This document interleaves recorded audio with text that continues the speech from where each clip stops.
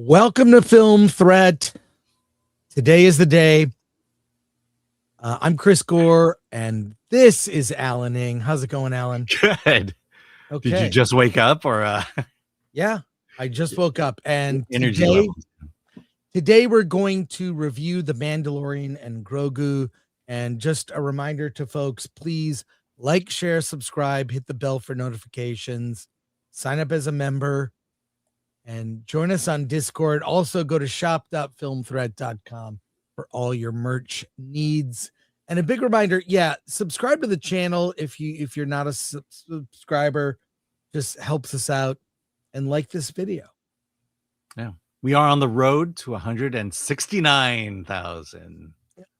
Alan can't wait. I can't wait. We're getting there. We can't do it without you. But let's say hi to a few folks before we begin. Yeah. Couple of comments here. Let's go, Alan. Yeah, Chelsea M2 became a YouTube member. Welcome aboard. And you will enjoy later today Alan's video of getting his windshield replaced, thanks to everyone who sent in super chats. Yeah. Elliot Cecil for 199. The Escape Pod called it the best movie of 2026. I don't know what the Escape Pod is, so that is, I'll leave it there. Thank you, Elliot. All right. Lord Comment for Tube. The best movie is always someone else's. Yes, that's right. There's a old Chinese saying about opinions are like, I forget, but you remember. Yeah, we say it all the time in our household. Okay. But we're going to get this over with at this point. Because the embargo has broken and we are here to review The Mandalorian and Grogu. It's actually Star Wars, The Mandalorian and Grogu. So, Alan, why don't you go over the very thin story for this movie based on a series on Disney Plus that went 3 seasons, kind of a good first season. I think everyone was intrigued. It was kind of a Western. The second season had some not as good, but had highlights. And the third season dropped off a cliff. And this movie could easily have been the 4th season. Give me the broad strokes of the story, and I'll just say this is going to be a non-spoiler review. All right. There we go. Okay, so where are we? We're kind of a little distant from the 3rd season. Din Djarin and Grogu, they're working for the New Republic, and there are former leaders of the Empire out there somewhere in the galaxy, kind of like working as warlords, overseeing other lands. But we need to bring them in, and that's what Din Djarin is tasked to do. There's a deck of cards. He picks one, and he goes after that leader and captures them, and then comes back. But on this case, so the opening scene is him doing exactly that. He comes back. Colonel Hale is the Sigourney Weaver, says, we got one more mission for you. I know you kind of want to retire, but here's a brand new ship, looks just like your old ship, and here's the next target. It's a unknown leader. Don't know what his name is, don't know what he looks like, but the Hutts do. In fact, the twin brothers or twin siblings of Jabba the Hutt know where to find this person, and they will help him identify and give him the location if Din Djarin and Grogu can rescue their nephew, Jabba the Hutt's son, Rada the Hutt, from a warlord. I think it's Jagu or something like that. And so they go out and they fly. They find him, and finds out that he doesn't want to go back. He doesn't want to go back to his twin uncle and aunt, or I think they're both uncles. I can't tell. Don't know what gender they are. They want to kill him so that they can rule Jabba the Hutt's territory by themselves. And he's a warrior in an arena fight, and he's got one more fight left. And guess what? guess what happens when you only have one more fight left? Things aren't going to go well for you. And so it's up to the Mando and Grogu to save the day. Alan, I couldn't have been more bored listening to everything you said, and I can confirm that what you said is accurate. This film is, people are defending it by saying it's for kids. It's for single digit age kids at best, and they will be bored. I can't imagine any kid sitting still for this movie that is single digit age, 9 and under, at the 2 hour, north of 2 hour running time. This is a movie that I defy you to resist checking your phone while you see this film, because I think the people who made this movie were on their phones when they made it. It's the worst movie Jon Favreau has ever made. It's an embarrassment that this is where we are with the Star Wars franchise, where events occur and they seem inconsequential or don't matter. And this is an embarrassment. There's no reason why this should not have been a special on Disney Plus. So let's go through the good, the bad, and the ugly to kind of throw out a reference to an old Western trope: the good, the bad, and the ugly. Let's get into the good. Well, the only good I can even think of is a Minions inspired sequence in the middle of the movie that will make kids giggle, that involves the Babu Frick type aliens and Grogu kind of going off on their own little adventure to rescue Mando from the clutches of the Hutts. It's embarrassing that's the best I can say. That's my good. What is the good for you, Alan? The good for me is, I disagree. I think this is for children. If you think Grogu is cute, you're gonna love this movie. If you don't, you're gonna hate this movie. Also, I would say, just before I get to the good, if you remove the Star Wars branding, you have an okay movie. But what works for it is, you don't have to have seen The Mandalorian to get into this story. It's pretty accessible. The opening crawl actually explains everything perfectly. It's an Indiana Jones adventure. We go from one mission to the next, escape one bad guy to the next. And then I think the last good in this is kind of the culmination of the Mandalorian Grogu story, in the sense of what can Grogu do on his own? He has spent 3 seasons following Mando, learning lessons. And this movie, as you talk about, there is a point where he is separated from Mando. Actually, he has to rescue Mando. And the question is, what has he learned over the 3 seasons? And so, is that good enough? For me, it's barely good enough. Well, he's an annoying baby. Grogu is a baby. He doesn't speak in the film and at all. And it's weird that they don't seem to really know where his powers are. There's a scene in the beginning of the movie, where there's a bunch of bombs in an AT-AT and they're about to blow up. Couldn't Grogu have levitated those away? Yeah, he could have.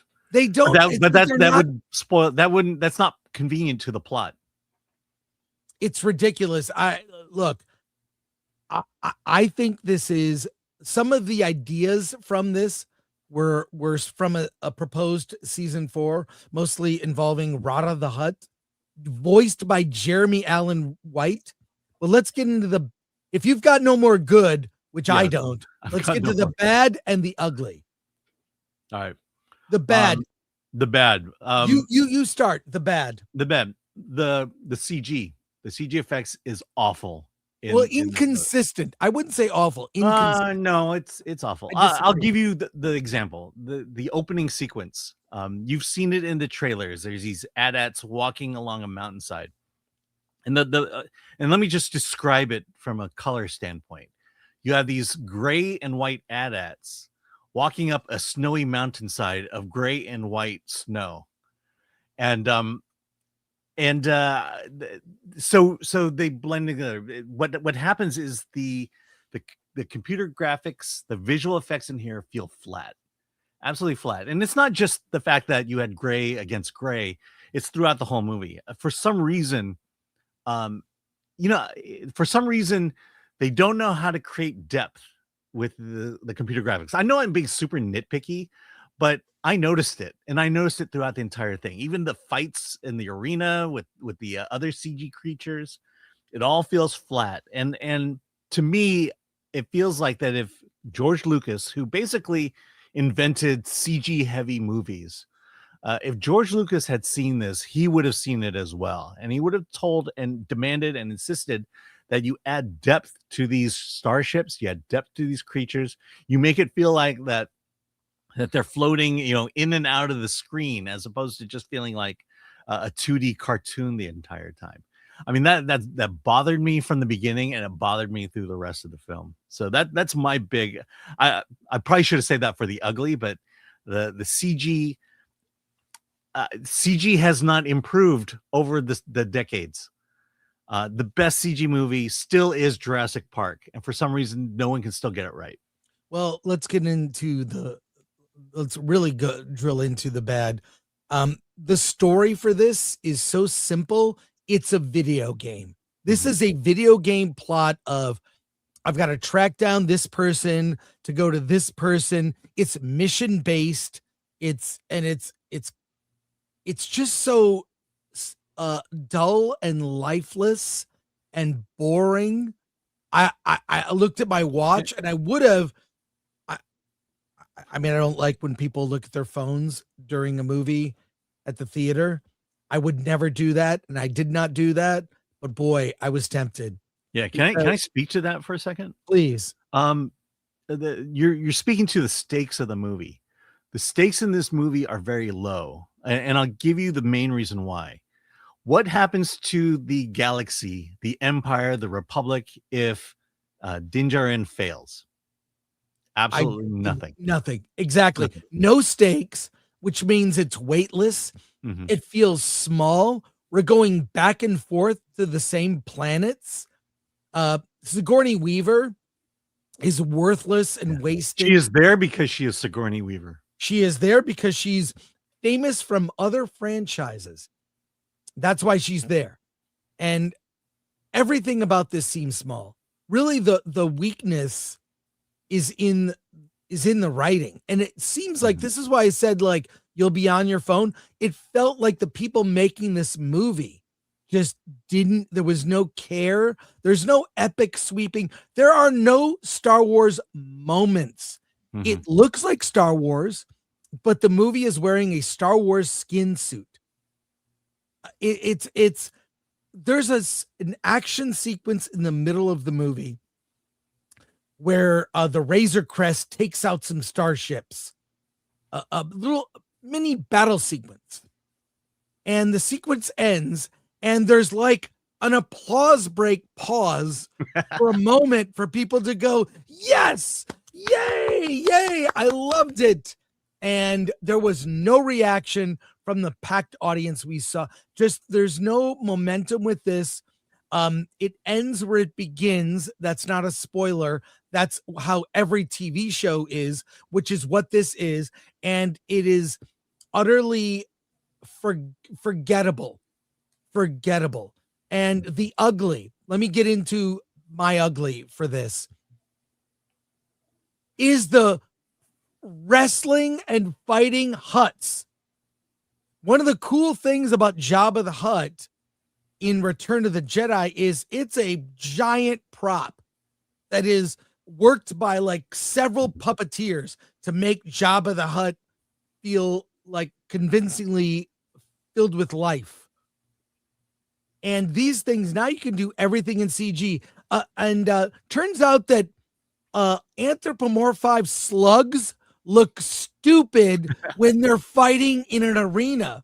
There are some, there's an arena fight here where you see Rada the Hutt fighting. There's also another arena fight later where they're fighting creatures. Did you notice, Alan, that there was one of the creatures is from the chessboard that was in the Millennium Falcon in the original Star Wars? Those stop motion animated. There's one of the creatures is actually from that chessboard. It's like, oh, they brought him into the arena. So for observant Star Wars fans, you'll notice like little deep cuts like that. It can't save this movie. The ugly is the terrible CG used to show Hutts fighting. I don't see them as like these sort of beefy Mike Tyson like boxers with muscles. It looks dumb. How big were Jabba's arms? The one laugh in the movie is when Mando goes to see the Hutts and they show, we haven't seen him in a long time, and here's what Rada looks like. And they show a photo, they show like this hologram version of him, which was from that Clone Wars movie, where he was like he looks like a fish or a tadpole. It looks really dumb. That got a laugh. That's the only laugh in the whole movie. I've never seen a big blockbuster, in particular Star Wars movie, where the audience was this quiet and not engaged. And I cannot recommend it. This will be on Disney Plus in 45 days, maybe sooner. No, it's a 90-day. They've promised 90-day. Or did they say 90 days? So it'll be on Disney Plus in 90 days. Wait your 3 months. This is completely forgettable. And I don't know where they go with the Star Wars franchise. You have Star Wars Starfighter with, I don't know what the connections are to Star Wars, but they have fresh from Project Hail Mary, Ryan Gosling starring. Maybe that'll help, but I cannot recommend Mandalorian and Grogu. It's at best, I'd say a 3, maybe 4 out of 10, 3 out of 10 from me. Cannot recommend it. Yeah. And Alan, what's your ugly? What's your rating? What's my ugly is, as you say, it's not a Star Wars movie. It is a Star Wars movie, but it's not a Star Wars movie. You might as well just, if you remove Star Wars, like I said, you have a barely passable movie, mostly for kids. I'll say that at the end of it, I didn't hate the movie, and that's why I'm giving it a bare recommendation. If I hated it, I wouldn't recommend it. The other thing is, look, I didn't mention this highlight, but there's a breakout character in this movie. His name is Trapper Wolf. When you see him, you have strong feelings toward Trapper Wolf, and I think he will stand out a lot. Yeah, he is a standout character in this movie, and you will have strong feelings and reactions toward Trapper Wolf. I'm not sure that is true, but I did laugh out loud, not in a good way, at the DEI X-Wing pilots. There's a scene near the end where we see a lot of X-Wing pilots, and it was like a DEI checkbox for every single pilot. Well, there's the Asian pilot, was there in season 3. There's the black pilot. There's the Asian pilot. Was in season 3. It was so. This is the best Disney is capable of making, and it's at best for me a 3 out of 10. It's sad where Star Wars is. It reminds me of the bologna sandwiches I ate as a kid in school. I didn't look forward to it, didn't like it, but I was like, okay, I guess that was lunch. Moving on, and I don't think about, oh my God, I haven't had a bologna sandwich since I was in elementary school. But this reminds me of that. Just completely forgettable product, uninspired in even the naming of this movie, The Mandalorian and Grogu. So cannot recommend. 3 out of 10. We are not going into deep detail on this, obviously non-spoiler. We'll do a more detailed review Friday. We will spoil everything. But here's where we are. Alan, I want to know your rating? My rating is 6. Bare recommendation. 6. You give it a 6? I give it a bare recommendation. 6 is my bare recommendation. It's a recommendation with flaws. It's a movie highly flawed. Well, I'll say this: if you have a young child that's never seen a Star Wars film, the middle sequence where Grogu is on his own with the Babu Frick like alien characters, they'll giggle during that. There are moments where they will giggle, and I'd say for the experience, if you have young children, if they can get through the running time, this is better than being on a screen. And that's the best I can say. 3 for me, bare 6 for you. Yeah. That's not good. Right. But someone in our green room really loved this movie. Well, I'm just saying, it is, if you think Grogu is cute, you're gonna like this movie. And we'll leave it there and go. By the way, better than Rise of Skywalker, worse than Rise of Skywalker. It's better than Rise of Skywalker, but Rise of Skywalker was an embarrassment for all involved. Better than The Acolyte or not better than The Acolyte? Well, The Acolyte was almost entertaining in how bad bad it was. But yeah. These are not good. Alan, these are not good comparisons. This is not a Star Wars movie. Absolutely not a Star Wars. It's wearing Star Wars skin suit. Let's go to your comments as we wrap up. We've got a lot. We'll start with Soups. Yes, Andrew Cram gifted 1 Film Threat membership. Thank you, Andrew. Hey, Alan's getting his glass. I'm sure you're all gonna. Thanks to you, Lord Khan for 2. Just wait, it can get worse. Look at Snow White. Yeah. Hey, wow, Andrew. 5 Film Threat memberships. Thank you. Janu, member for 14 months. Lord Thoth isn't here, but please like, share, subscribe, hit that bell for notifications, and join us on X, Discord, Rumble, and Instagram. Thank you, Sean, who appreciate you. Andrew Cram for 10. Why is Grogu not being trained by another member of the Yoda race, or at least another Master Jedi, because it makes more sense than a bounty hunter? Your guess is as good as ours. Yeah, because thank you for the 10. That's a lot of convenience. Lord Khan for 2. If you got kids, take them to Mario instead. No, if you got kids, take them to the Sheep Detective. That's great. Well, the action in the Sheep Detective is not there. It's a good movie. Good for kids. It's good for kids. There's no action. West reviews. Did it at least feel like authentic Star Wars? No, but it had characters from Star Wars. Davina Duckworth, will Han travel back in time just to shoot baby Greedo first?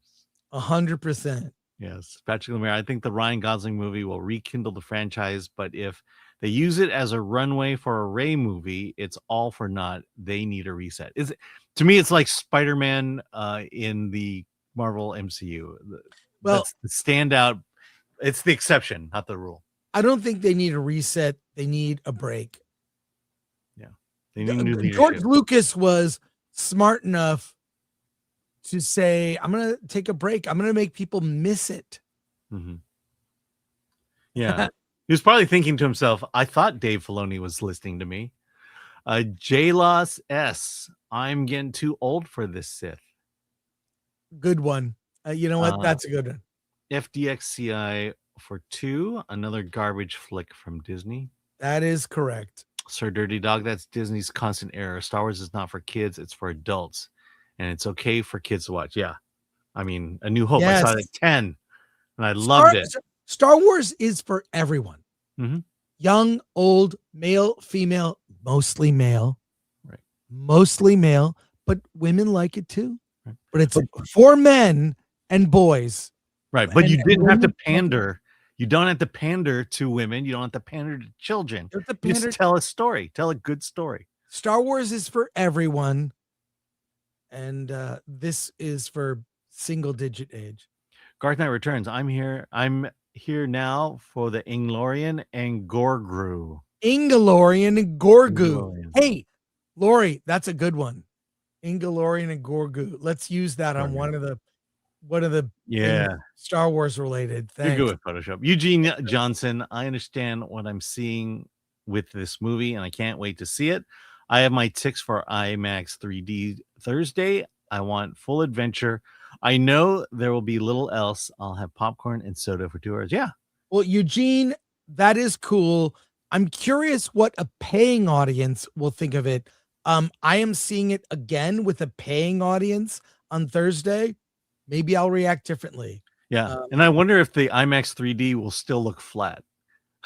We'll see. We'll see. Well, there you go. Thanks, Eugene. Appreciate you. Tim is not funny. Rewatching with my kids, and season 1, 2 were better than I remembered. Third one really took a shine off the whole thing. I mean, Yeah, it wasn't even about the momentum was. It wasn't even about Dinjarin. Yeah, and that's gonna wrap it up for us. We wanted to get this early. Here we go. Look on for 2. Someone's keeping us here. Movie should be renamed Ripley's Believe It or Not. Another good one, Lord Comet. Appreciate you. We're going to wrap it up and leave it there. We have a show on Wednesday special. Tomorrow. We have Roy Price as a guest. We'll talk about LA and Hollywood. Hollywood is on fire again.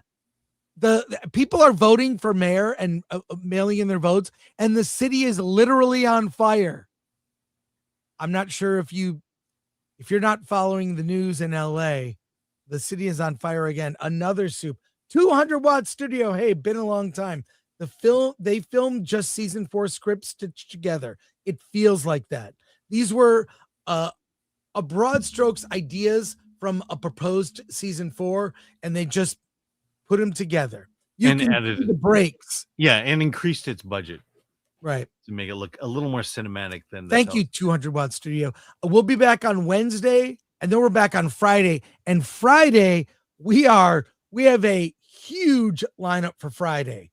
We are reviewing The Mandalorian and Grogu spoiler review, the horror film Passenger, In the Gray, Ladies First from Netflix, I Love Boosters, Is God Is, The Boys season series finale, and Spider Noir. This is our biggest show. More reviews on Friday than anything. So tune in Friday. And Bruce Leroy Jenkins, Alan's future rear windshield fun. Not gonna happen. And thanks for the special review, Andrew Cranford 10. Thank you, Andrew. Very generous. We're gonna leave it there. Thanks, folks. Short show. Give you our non-spoiler review. We'll get into it more Friday. Have a great week. Alan, what do you have to say? Let's get out of here.